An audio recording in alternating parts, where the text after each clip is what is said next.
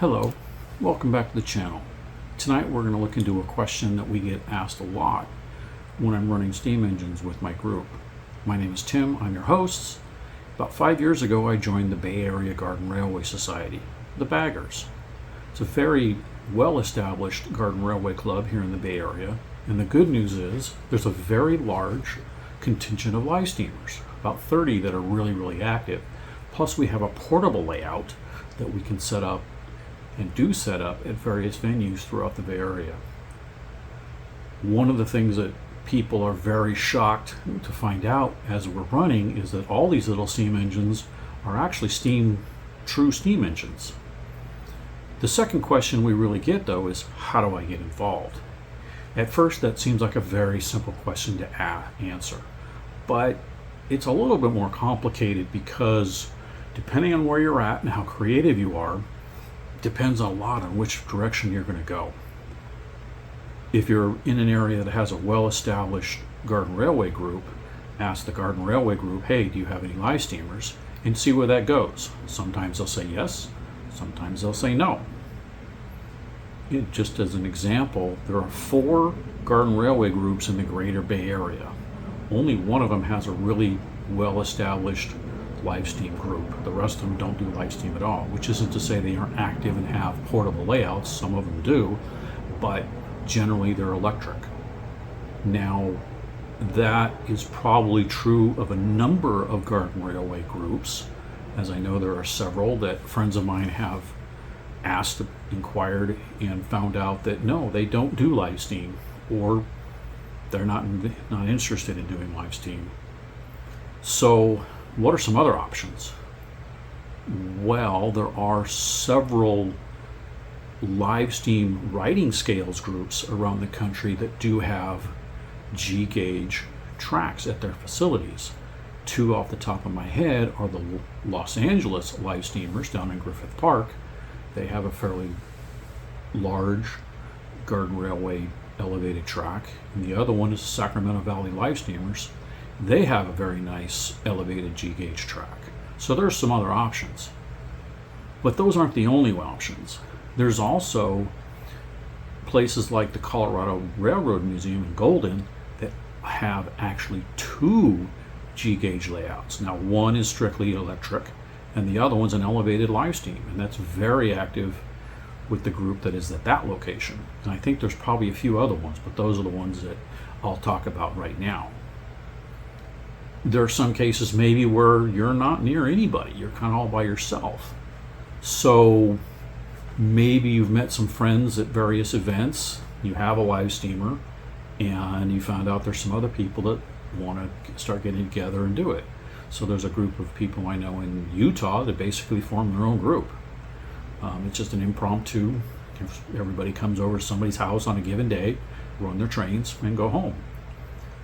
The other option, and the other group I know of, is one that's in Canada, and it's 2 guys, and one has a YouTube channel, and they will go back and forth to each other's houses as they both have garden railway type layouts. They will run, have fun, and then go home. So there's some various options depending on where you're at geographically. Another way to get involved is there are 3 or 4 big events in the United States. One's in South Carolina that just happened. One's in, I believe, Pennsylvania, and the other one is here in California in Lodi that'll happen in October. These events are pretty serious. They're 3 or 4 days, and basically all you're doing is running trains from sun up to sundown and as late as you want to stay up. There's a price involved in them, and you can find them online. As far as resources to look all this stuff up, there is an online magazine called GR News that is published monthly, and they do have a website. And you can kind of keep track of the various groups and find out if you are not sure if there's a garden railway group in your area.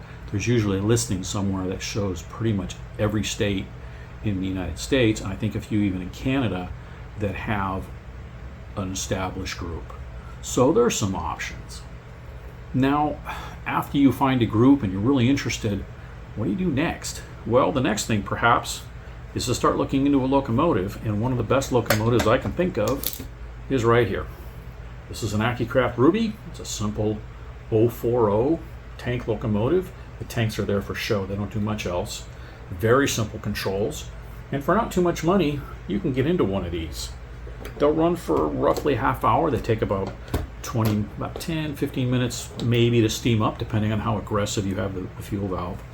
And once they start running, you can learn how they work, what it takes to make them go, and even as your knowledge increases, how to make them run longer based on a given tank of gas, as you only have so much. So you learn to turn the gas valve down. You don't need to waste all that gas if you only have so much water. There's also ways you can take, even on an engine like this, where you can pump water into the boiler as it's still hot with a device called a Goodall valve, and you can extend your run out a little bit more. So a lot of things to do. I found when I first got into the hobby, I knew about Rubies and I didn't think I wanted one. Now obviously I have one now, and I have another locomotive that's very, very similar that was my second engine, but my first engine was one that was probably one of the worst ones to get if you're a newbie. And at the time I was a newbie, even though I probably didn't admit it. And even though I've had a lot of fun with that engine, it was a very steep learning curve. And we'll talk about that locomotive another time. I featured it in several videos that I posted here on YouTube, but I would not recommend that particular locomotive as a beginner. It's got a lot going on, and something like a Ruby, when you're first learning, it's a good choice. There are other engines. I have a little what's called a plantation engine that was my second engine, and believe it or not, I learned as much from that as I did from the big engine. It's basically a Ruby, maybe a little more complicated, and it taught me a lot about running. It also taught me a lot of things I was doing wrong with my big engine. And over time, it's as much fun to see that little engine run as it is to watch the big engine run. And that's what you find out, is after a while, they're all fun. And you can do a lot with these engines. Remember that mostly this hobby has a reputation that is not unfounded, that it's very expensive. That is true. You can spend a ton of money on one of these little engines. Now, a Ruby is relatively inexpensive, and there are options that are even less expensive from a company called Mammoth, which was out of England, which has now gone out of business, unfortunately. But their products are still out there. They're all over the place. They were sold as toys in a lot of toy stores throughout the world. But to me, the Ruby is probably one of the best options as far as getting into the hobby and learning how to run a steam engine. The other thing you can do is with a Ruby, you can either get it ready to run, or you can get it as a kit and put it together yourself, which you will learn a lot about a locomotive by putting a kit together. Now, one thing you will need as you're putting the engine together is a compressed air supply, simply because you have to set the timing for the valves. It doesn't come set that way. I mean, it's a kit. Every piece except for the boiler and the drivers and a couple other pieces, you have to put together with bolts or nuts, and you need a small tool batch to make sure everything's nice and tight. Now, as you go down the track, things loosen up, but when you first put it together, you'll find it's a very enjoyable, sometimes challenging, and at the same time very rewarding when you watch the engine go down the track, rather than just buying it off the shelf and putting it on the track and go. Now, probably this series will be 3 or 4 videos where I talk about different things you need. So even after you get the first locomotive, at some point you're going to figure out, well, I'm wearing this engine out, I really need something else, and you're going to want to buy a second locomotive. Wait a little bit before you do that. The other thing you're going to need is various materials and tools to fire the locomotive, because unlike electric trains in either the smaller scales and gauges or even G gauge, you don't just put them on the track. You have to do a lot of prep work. You have to lubricate everything. You have to fill the fuel tank. You have to fill the boiler with water, and you have to fill something called a lubricator with steam oil, which is very special oil just for the purpose to make the engine go, so you won't wear it out immediately. These are all metal, so metal on metal doesn't do well over time. It'll just scratch everything down to nothing, and you'll have to rebuild the engine or start replacing parts.